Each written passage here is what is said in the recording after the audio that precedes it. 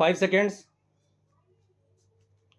Mr. Speaker, I have noted with great interest the points made in the debate on residence address, which contains an analysis of the problems and tasks facing our country and the manner in which the government proposes to tackle them.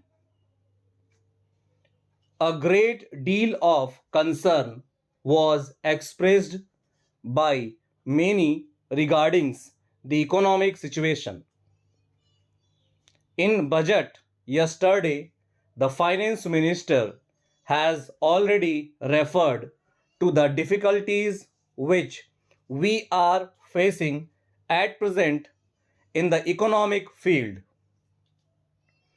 I would like to emphasize that many of these difficulties are due to the fact that we in India are trying to develop at a more rapid rate is to achieve within a decade or so what many countries have achieved over a longer period.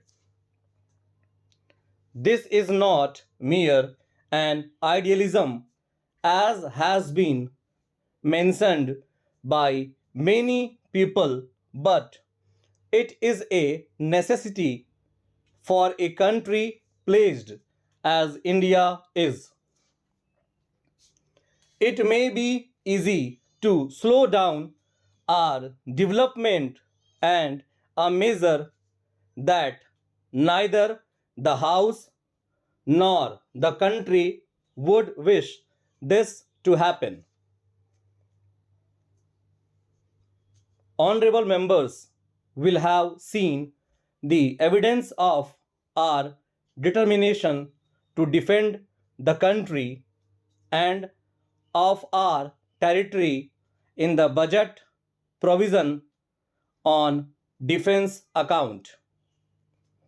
To my mind, it is a pity that the country as poor as India should have to direct any of its resources from development. Fortunately, within the defense budget is included developmental expenditure on industrial units, on hospitals and roads and houses, and many other items which are not in the same class as military hardware. We are anxious to see that the prices of essential commodities remain stable and that the upward rise is halted. Since the main instrument for controlling prices is higher production, prices should also provide an adequate incentive to the producer to increase his production.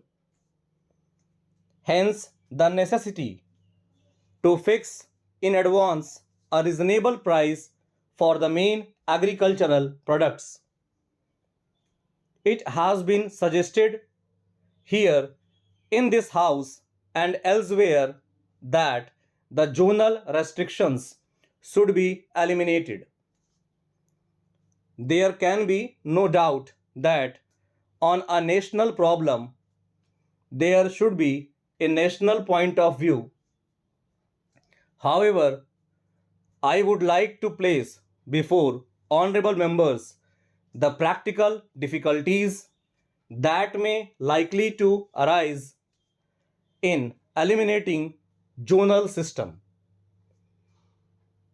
Another point is any review of the arrangement has to take full account of the difficulty and the possible dangers to the availability of supplies under conditions of scarcity. If it is found desirable after a review to adopt another system, it may be necessary to adjust the timing of this modification so that the difficulties are minimized. I am glad to say that because of the recent rains, the position of wheat supply seems to have improved somewhat. But rice continues to be scarce and I am afraid will remain so. This is not because we do not want to get rice, but rice is today a scarce commodity in the world market. I should like to take this opportunity to appeal to the House to try and understand the situation and to explain difficulties to the people in making rice available to encourage the increased consumption of whatever other food grains may be available and to accept the principle of common sharing and equality of sacrifice.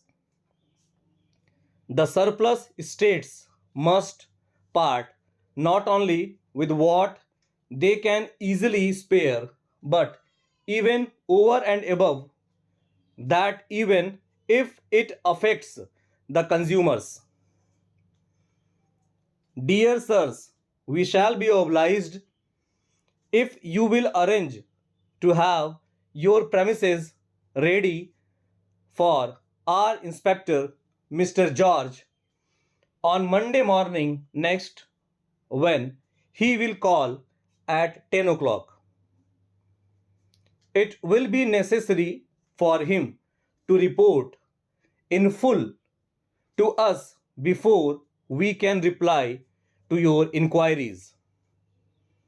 It is unlikely that any difficulties will arise, but we are compelled to take sure of details.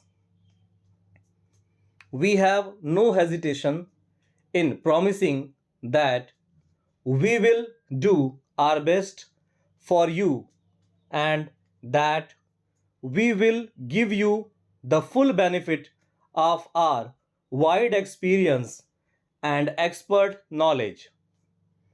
We have asked our inspector to let us have his report by first post on Tuesday, upon which day we will endeavor to forward our suggestions, etc., to you. We are pleased to receive your appreciation of work that we carried out for you in July last. The plant installed then was the most up to date in the country. It is still the most up to date, and although the capital outlay was considerable, the expenditure was advisable. Unfortunately, too many manufacturers foolishly sacrificed efficiency for false economy. We always base our advice on what ought to be done, not what can be done for a specified amount, and leave our clients to ask for modifications. We recall our policy because we hope that you will bear it in mind when you hear from us concerning the proposals. Yours faithfully.